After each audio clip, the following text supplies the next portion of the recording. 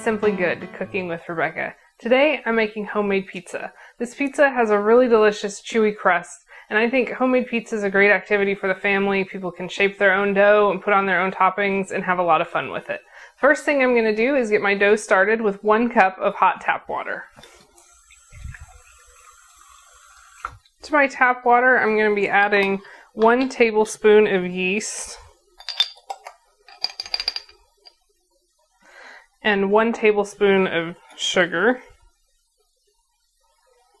I'm just going to give that a quick stir.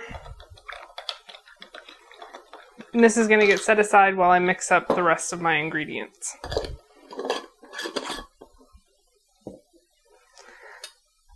I'll be mixing the rest of my ingredients in my mixer bowl because my preferred method to make pizza dough is with a stand mixer to mix it and knead it for me. I'm going to be adding 3 cups of bread flour. I'm using bread flour in this recipe. It's a high protein flour, which means it forms more gluten, which is what gives the crust its nice chewy texture.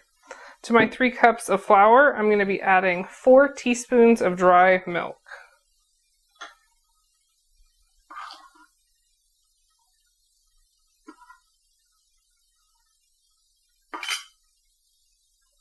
After the dry milk is in, I'm going to be adding 1 teaspoon of salt and 1/3 of an egg. I'm going to just beat my egg and then use just about 1/3. What to do with the other 2/3 of the egg, you can either just use it like in an omelet or scrambled eggs for breakfast. You can freeze it in 1/3 sections and use it to make dough at a different point. Or you can make a really large batch of dough, which will feed probably 10 to 15 people, depending on how much pizza they eat. So it makes a lot of dough, so I like to cut the recipe down. So 1/3 of an egg.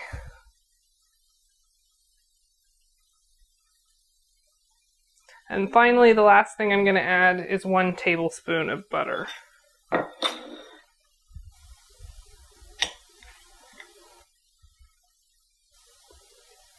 So I'm going to start by attaching the flat beater to the mixer. I will later move to the dough hook to knead it. But right now I'm just going to mix it all together.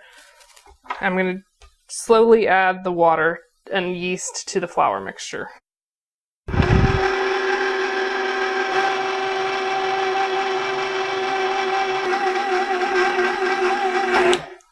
Okay, once your ingredients have thoroughly combined, you can switch to your dough hook if you're using a stand mixer.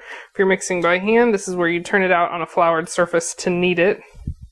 You want to, if you're hand kneading or even if using stand mixer, you're going to knead it until it's not tacky and really elastic to the touch. So I'm just going to switch to my dough hook. And this will probably knead for about 5 minutes on the mixer.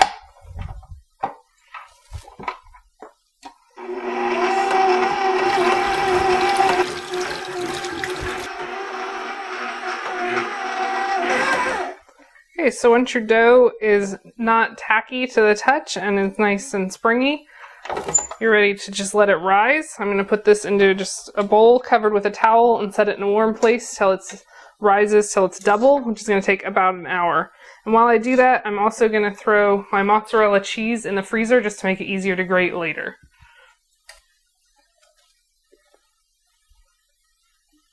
While my dough is still rising, I'm going to go ahead and mix up my sauce. I just use canned tomato sauce and some herbs. So it's just a can of tomato sauce. To my tomato sauce, I'm just going to add a sprinkle of garlic, a pinch or so, and some Italian seasoning, probably about a teaspoon. Okay, so then I just stir my herbs into. Okay, once that's combined, I just set it aside. I don't feel I need to cook this. It'll cook on the pizza and the flavors will combine nicely while the pizza's cooking. So the next thing I have to do is grate my cheese. Get my cheese out of the freezer. Okay, so my mozzarella is out of the freezer. I'm just going to go ahead and grate that up. I put the mozzarella in the freezer for just a little while just to firm it up and get it nice and cold. It doesn't need to be frozen, but it'll grate a lot better. Because otherwise mozzarella is such a soft cheese, you go to grate it, it kind of just melts and gets gooey, but not really grated. That looks like a good amount of cheese. So I'm just going to get this into a bowl, and my dough has doubled, so after I put this in a bowl, we're going to roll out the dough. Okay, so my dough has doubled, and I'm just going to punch it down once to deflate it a little bit, and then pull it out. I'm just going to cut off about 1/4 of this for one pizza.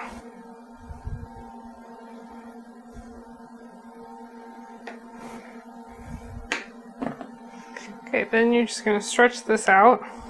And I like to cook my pizzas on parchment paper and then put them just right on the rack. It gives them a nice crisp crust on the bottom. If you don't keep parchment paper on hand, or you prefer a little bit more of a doughy crust on the bottom, you want to put these on either a greased pizza pan or just a greased cookie sheet. Okay, once your pizza is nice and spread out, you're going to just spoon some sauce. You want to make sure not to put sauce all the way to the edges. You want to leave room for a crust.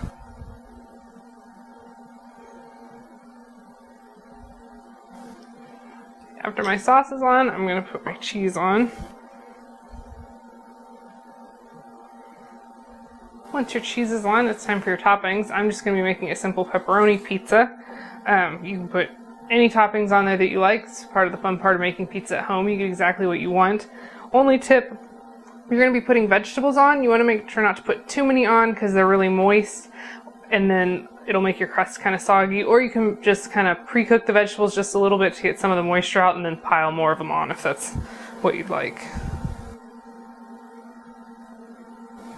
Okay, so now I just need to bake my pizza. I like to use a cookie sheet as a pizza peel just to kind of help me support the pizza until I get it on the oven rack, and then I slide it off.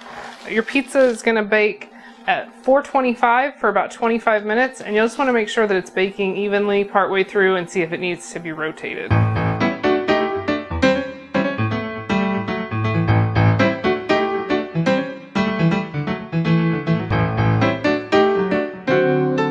Our pizza's out of the oven, it's ready to eat. Making pizza at home is a great family activity. The kids can have fun, get in there, use their hands, top their own pizza. Homemade pizza helps make your family night simply good.